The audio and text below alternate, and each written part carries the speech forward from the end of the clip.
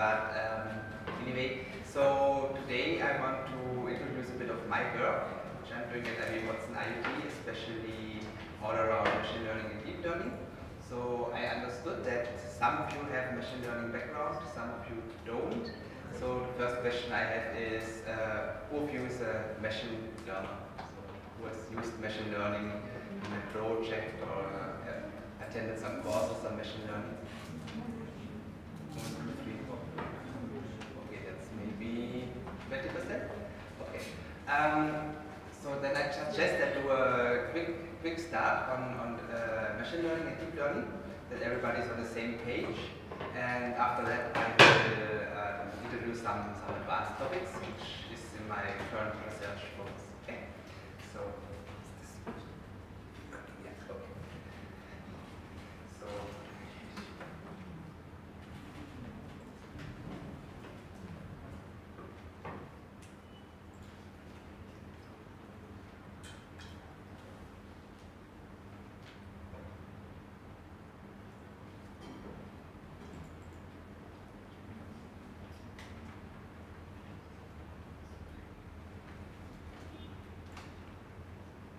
So I'm usually starting with linear algebra. I suppose you already had it in your curriculum, but sometimes a refresher is nice. Can I load the volume a bit maybe? This one, yes. Getting some feedback. Is it audible to the? I just noticed some feedback, that's why I wanted to lower the volume. I can't see it. Okay. Second is not there.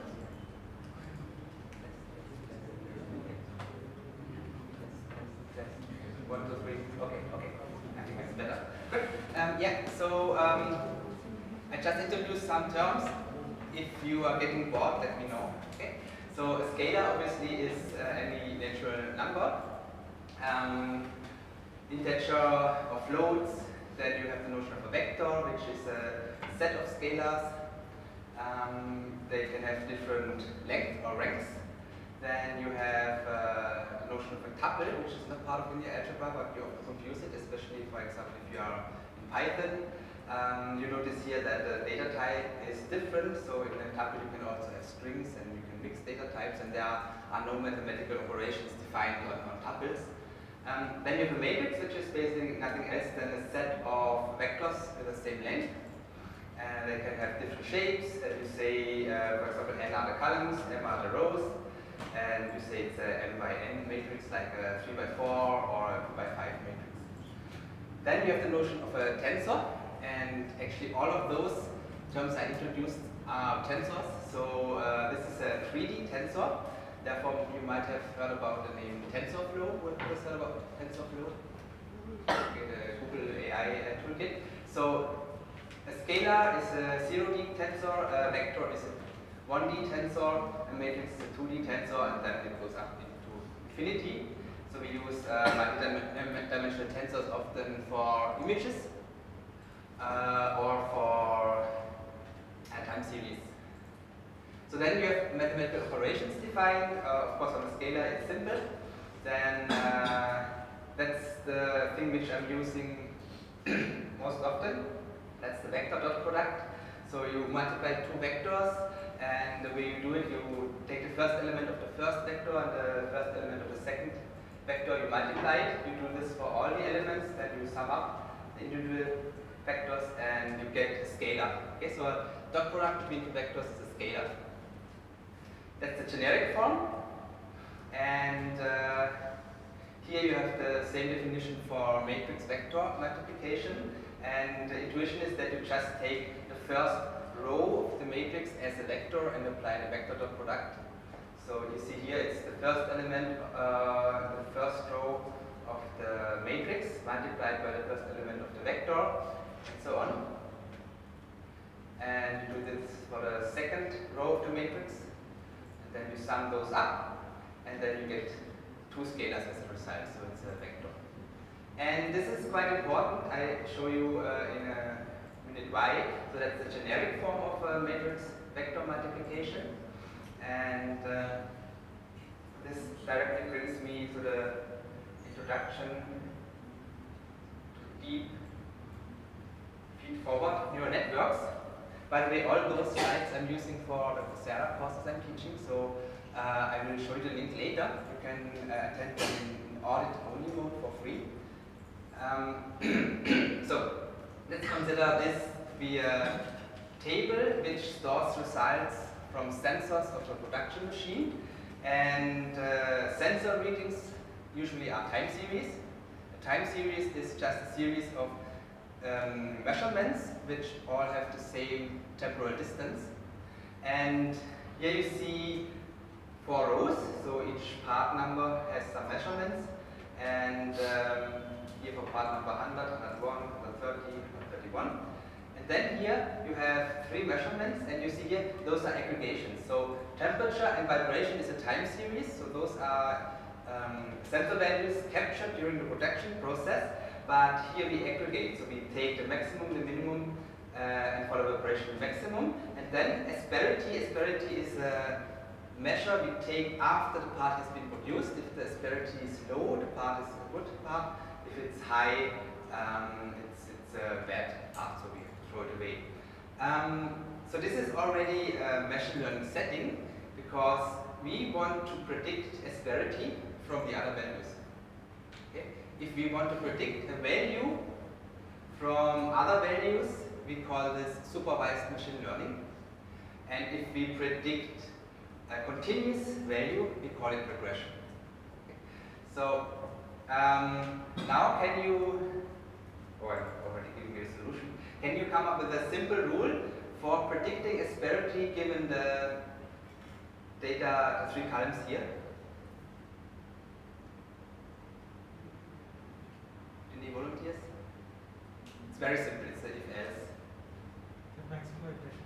Yeah, max regression. If max regression is? It is high, then asperity is high. Yeah, okay. So if you want to now predict the value, how would you do that? So I give you the clause, if max regression is greater than 100, then what do you want to do? You remove that. Its asperity is high, and we will remove that sensor. Yeah, the thing is, you have to predict the continuous value now. How would you do that? So let's say if asperity is less than 100, the asperity is low. So what value would you choose? Interpolation. Yeah, so what's the value if you interpolate? For the case when asperity is below 100?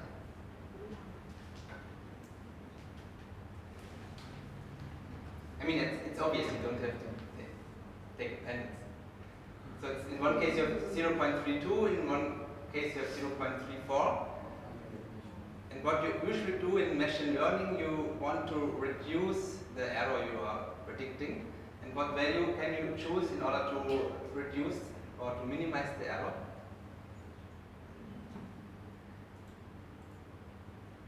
You will generate a rule based on that. Excuse me? You will generate a rule based on that. Yeah.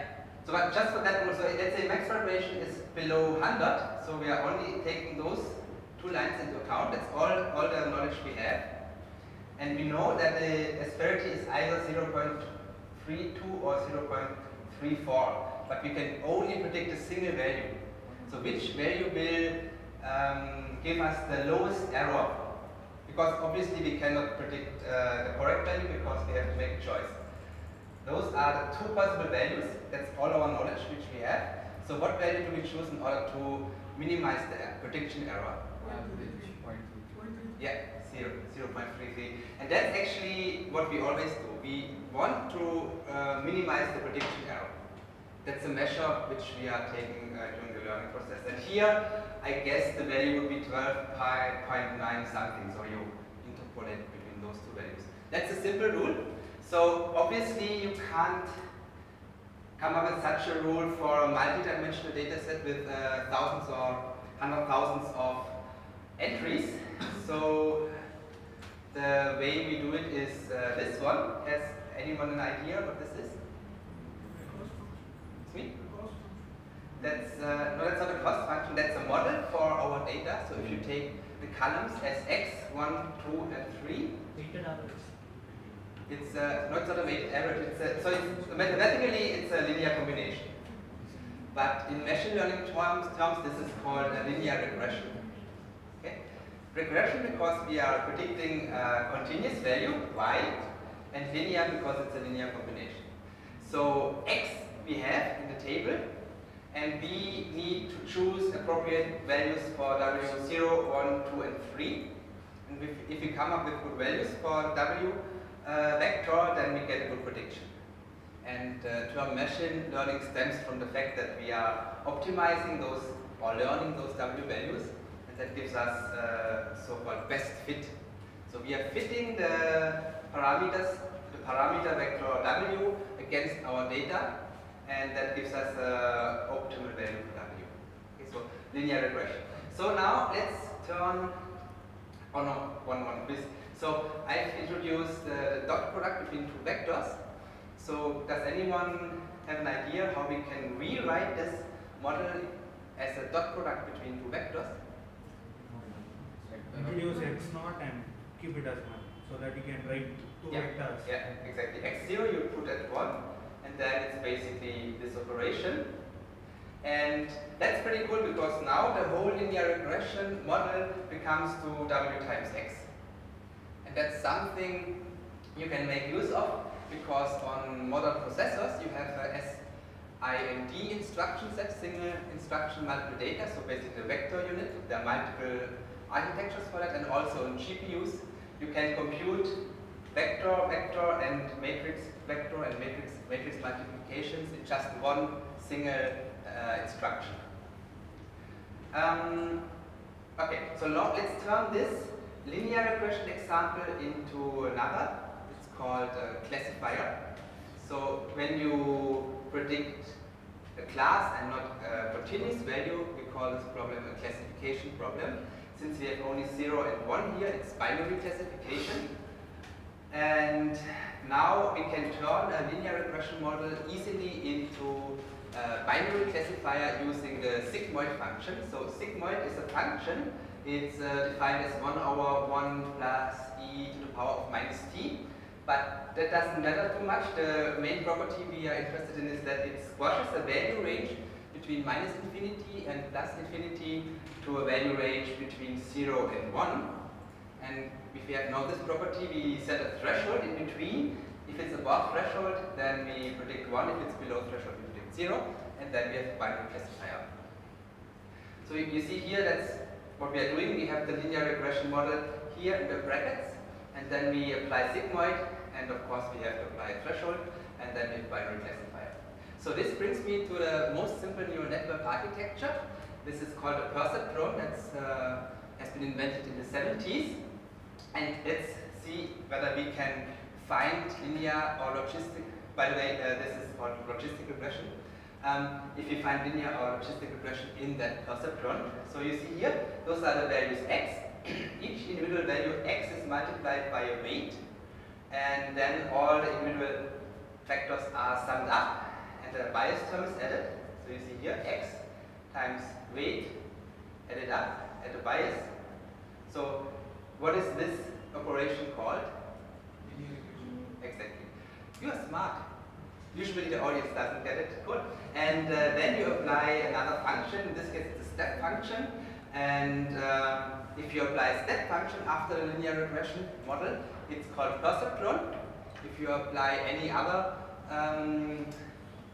nonlinear function, it's a neuron already, or an artificial neuron. So this brings me to the simplest neural network architecture. That's a single hidden layer neural network. Any one of you has experience with neural networks? Okay.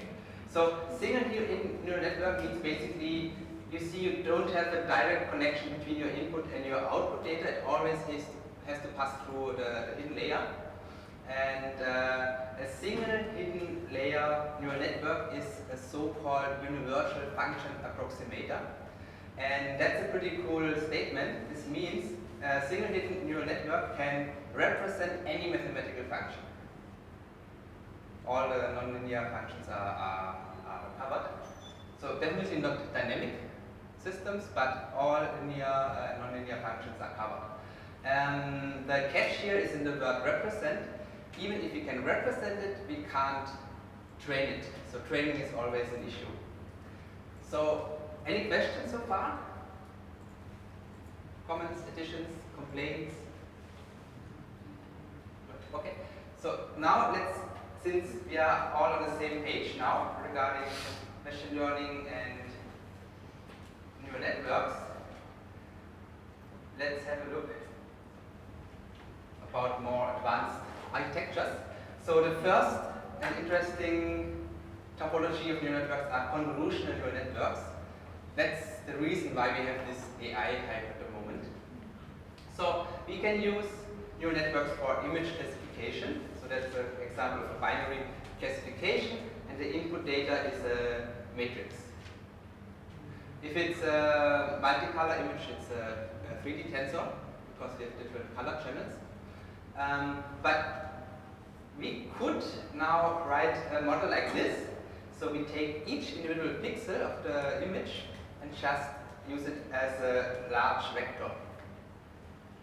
So we are losing all spatial information here, but the universal function approximator theorem says that a single hidden layer neural network can represent any mathematical function, and of course a binary classification or a classification function is also a mathematical function. So we should be able to represent that as a neural network. So this is the complete model. So we have all the pixels, and then for each class we predict we are setting an element of a vector to 1. So this is a usual way how to express classification problem in machine learning. You are not predicting a value for the class, you are predicting a so-called one-hot encoded vector. So if the class is, for example, class 2, then C2 is 1 and the rest is 0. And then the model outputs usually then a vector which has different numbers between 0 and 1 for each element, which represent the class probabilities, and they all sum up to 1 afterwards. So it's not working like that. I told you it can represent any mathematical function, but we cannot train it. Therefore, we need to come up with a new idea. So convolutions are, in layman's terms, the application of one function over another function. And here you see the black trajectory is the result of the convolution of G over F. And you can also do convolutions in 2D. So if you do it in 2D, let's consider this to be a simple image, a monochrome image with only black and white. And this is the convolution matrix. So now we convolve the convolution matrix over the image and with an end function. So if there are ones on both positions, then we set the result to 1, otherwise 0.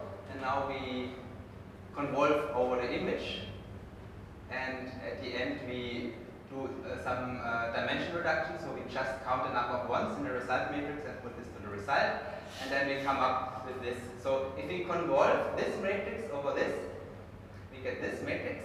And the interesting thing is this convolution matrix is learned during neural network training. This is the intuition. So this should give you an intuition about how this works. So this is now a supervised machine learning 4-class classification problem, where the researchers have trained a neural network. It's a multi-layer deep neural network, convolutional neural network. And the bottom here is the first layer, and the top is the last layer. So what they have done is they have trained a neural network, and then they have done forward passes of different images, and they have visualized the activations of individual neurons in each layer. And then you get basically such a picture. So again, 2 questions, or 1 question is what 2 observations can you do here in the first layer? They're all similar. Similar? They are all similar, first one and the second? No level feature. Like Yeah, edges yeah. Exactly, yeah. Those are the 2. You're really smart. I'm always asking those questions, and usually I don't get answers. Cool. So those are filters, and the filters are learned from the data, and it's common sense that those filters are optimal filters. And there's another support for this. So in biological brains, if you take the visionary cortex, and you can basically prove that in which they have done, so that's nothing for vegetarians. They opened the scalp of a cat and put electrodes into the visual cortex of the cat, and they showed the cat lines in different distances and angles, and they found out that for each distance and for each angle, there's a specific neuron which fires. And so that means if you see me, then you don't see anything like a face, just the first layer you see neurons which are firing for different shapes and lines and rectangles in my face. So that's one type of layer we have in ConfNets. The second type of layers are pooling layers. So pooling is nothing else than dimension reduction. So we take a couple of elements in the source matrix, and then this is an example for max pooling. So we take the maximum, here example 6, and this way you are reducing the dimensionality, but you are preserving the spatial properties. This is a toy example of such a ConfNet. So you have the input, you run the convolutions, and each intermediate layer we call feature maps. We call it map because it's 2D. In 1D you would call it the feature vector. And after that you do subsampling or pooling just to reduce complexity in dimensions. And this turns out to work pretty well. So there is one famous AI researcher, Geoffrey Hinton. He says that subsampling is a bad idea, and he came up with a better solution. But anyway, those are more or less de facto standard architectures for image classification. Questions so far about ConfNets? Okay, so I'll just do 2 other architectures,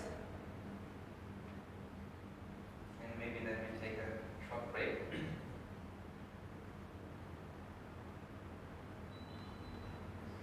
So LSTM, so I'm working mostly with LSTM. So in Watson IoT it's all about sensor data streams, and so far we have found sophisticated architectures for creating universal function approximators and also for training them. But as you know, mathematical function is stateless, so it always gives you the same result for the same input, and that means you cannot recognize, learn any temporal features. The way how this is done usually is doing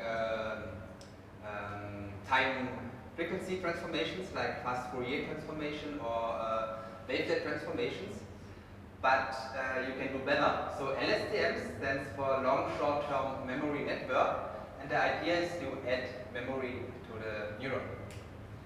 So again, this is one single neuron, or it could also be a single layer, because xt and ht could either be scalars or vectors. If it's a scalar, it's a single neuron. If it's a vector, it's a single layer.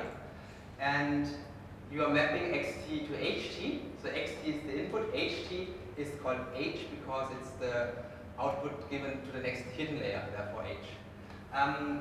You have, as usual, you have an activation function. So the activation function basically is, in all neural networks, adding non-linearity to the model. So if you have only the linear regression part, as the name implies, you can only compute or represent linear transformations. By adding activation function, you are adding non-linearity to the model. That gives you basically the universal function approximator capabilities. So you're mapping from xt to ht through ct. So ct is memory or cell state. We call it cell state, and cell state is influenced by 3 gates, and those gates are some sort of a deep feed-forward neural network as well, and they are controlling the cell state. So we take the input and we send the same input also to the input gate.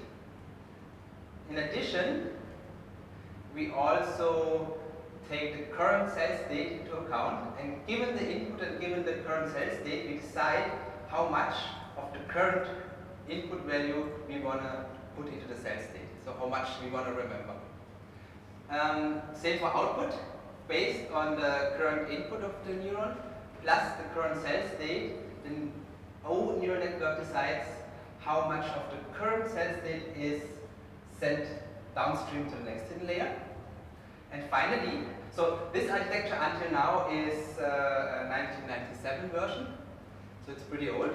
And the 1999 version, so the two guys, it's Sepp Hochreiter and some other guys, so one was TU Munich in Germany and the second was ETH Zurich, 1999. So he added the forget gate. So same idea, given the current input plus the current cell state, it controls how much of the current cell state is retained or deleted. It's hard to understand why it works, but this system here is Turing complete. So now we have a neural network architecture which can learn anything which you can implement on a modern computer. Represent. Okay, I'm always saying represent because the training is another story. So, and the last topology which is very interesting is autoencoder.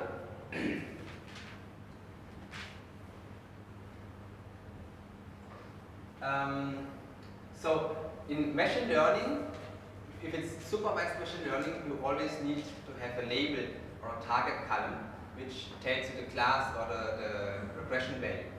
So the problem is 95 to 99% of the data is unlabeled. So what do we there? So we can use a neural network and show the neural network input X on both sides. And the neural network will then learn the identity function. Since a neural network is a universal function approximator, it obviously can also learn the identity function. Yeah, that's what I wanted to say. So, but it's boring to learn the identity function, so we can add something else.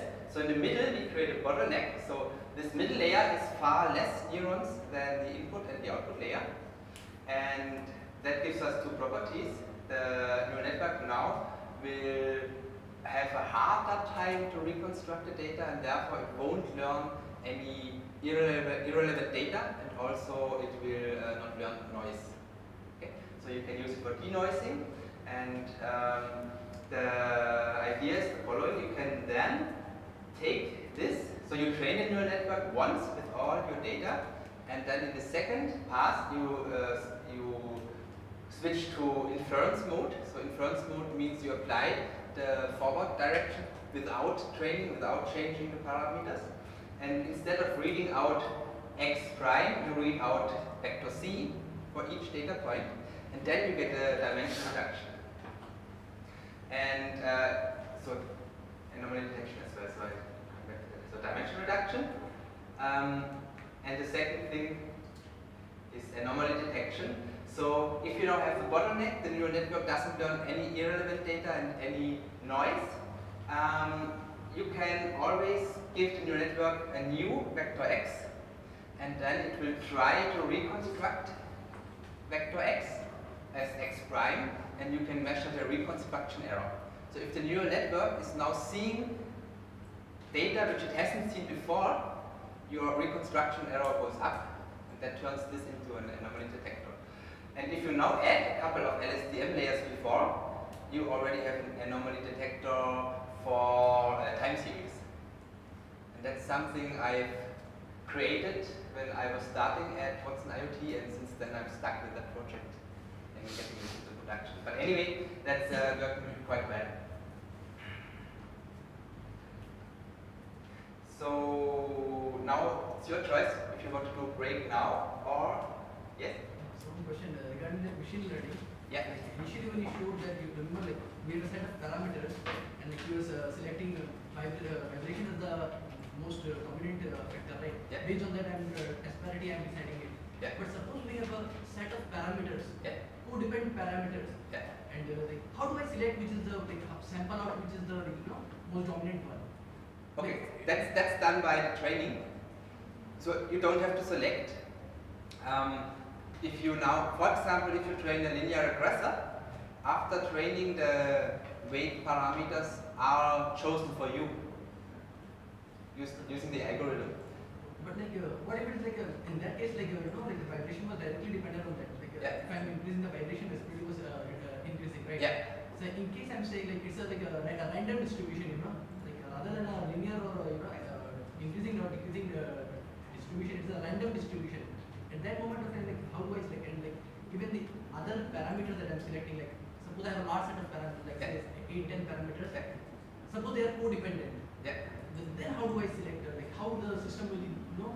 Okay, that's why actually deep learning is so important and interesting, because as you said, if the parameters are highly dependent of each other, or if there is not a linear function behind it, it's also possible that you have value ranges or steps in between. That's something which can be learned by a neural network. By the way, you don't even need a neural network. You can use a set of decision trees, for example, random forest or gradient boosted trees. They are also capable of creating those decision boundaries which have steps, but a neural network is outperforming them. Neural networks have a couple of drawbacks. You need a lot of data and a lot of compute power, but apart from that, they are the most universal models you can find. So the problem in neural networks is not that you can't find a model fitting your data. The problem is that it usually overfits your data, and then it doesn't perform on general data sets. But actually, you don't have to take care of that. So in usual machine learning, what people do is they create a correlation matrix, and they remove some sort of duplicate columns, or first of all they do PCA, principal component analysis, to reduce the dimensionality. But this is all inherent in neural networks. So you basically, if you have enough data, you can just throw all the data at the neural network, and it will come up with the optimal solution. Maybe since you already asked that question, maybe I just do one slide deck about neural network training, and maybe then we do the break, because that actually will tell you how we can come up with those parameter assignments, which is an interesting question.